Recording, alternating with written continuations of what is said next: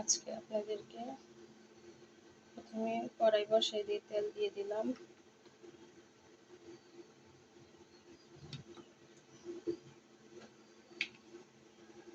তারপর আপনার কড়াইয়ে তেল গরম হয়ে গেল, এখন আমি পেঁয়াজ কুচি দিয়ে দিলাম।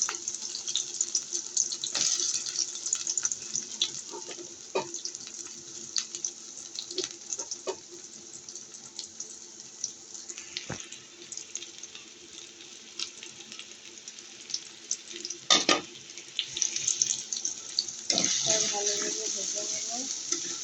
ভেজে নতুন একটি রেসিপি মুরগির গোশত দিয়ে দেশি আলু দিয়ে রান্না করি। তো আপনারা সাথেই থাকুন, দেখুন আমি কীভাবে রান্না করি। পেস্টটাকে সামনে ভেজে নেব।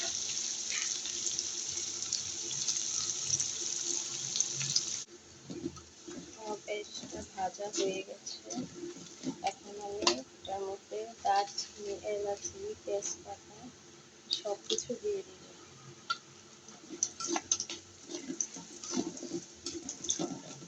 আমি অল্প একটু পানি দিব।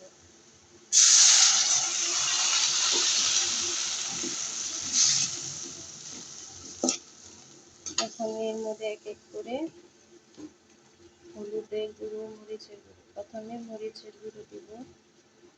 আমরা একটু ঝাল বেশি খাই, তার জন্য একটু ঝাল। তারপরে দিব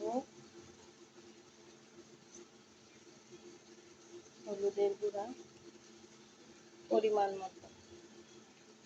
তারপরে দিব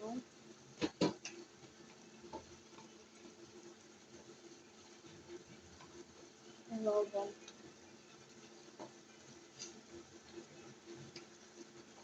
তারপরে দিব আদা রসুন বাটা, একসাথে আদা রসুন।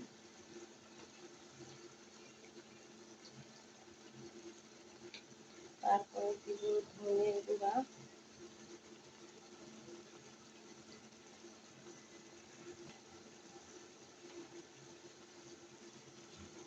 তারপর দিব জিরার গুঁড়া,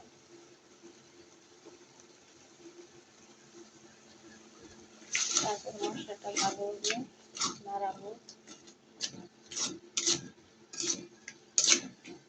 মশলাটা ভালোভাবে কষিয়ে নেব।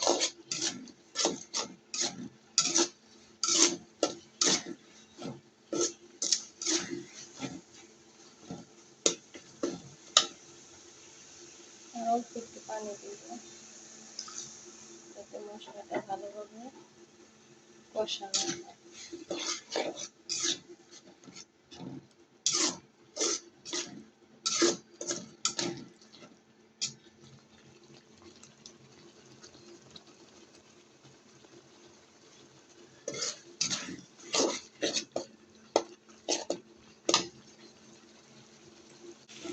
মশলাটা কষানো হয়ে গেছে, এখন মুরগির মাংসটা দিয়ে দিব। দিয়ে নাড়াচাড়া করব।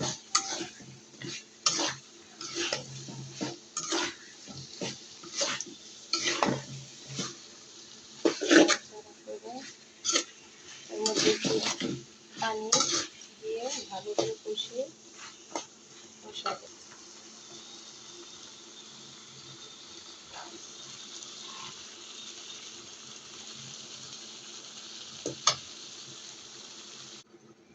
এখন তরকারি কষানো হয়ে গেল।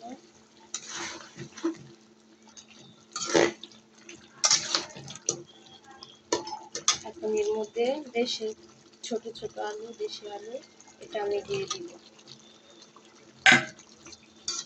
নাড়াচাড়া করব। নাড়াচাড়া করে এর মধ্যে ঝোল দিয়ে দিব।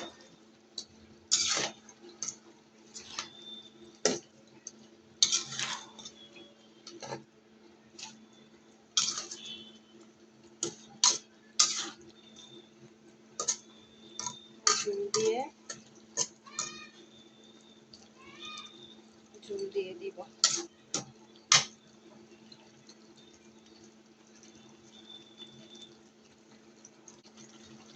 তরকারি কষানো হয়ে গেলে এখন আমি ঝোল দিয়ে দিব। ঝোল বলতে পানি দিয়ে দিব। পানি দিয়ে নাড়াচাড়া করে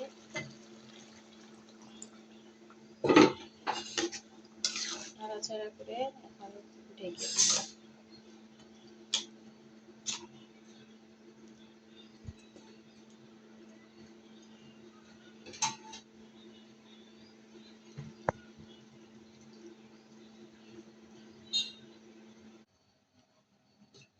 তরকারি রান্না করা শেষ, এখন চুলা নিভিয়ে দিব। আজকের এই রেসিপি ছোট আলু দিয়ে মুরগির গোশতের ঝোল। যদি আপনাকে ভিডিওটা ভালো লাগে সবাই একটা লাইক, কমেন্ট, শেয়ার, সাবস্ক্রাইব করে দিন। আল্লাহ হাফেজ।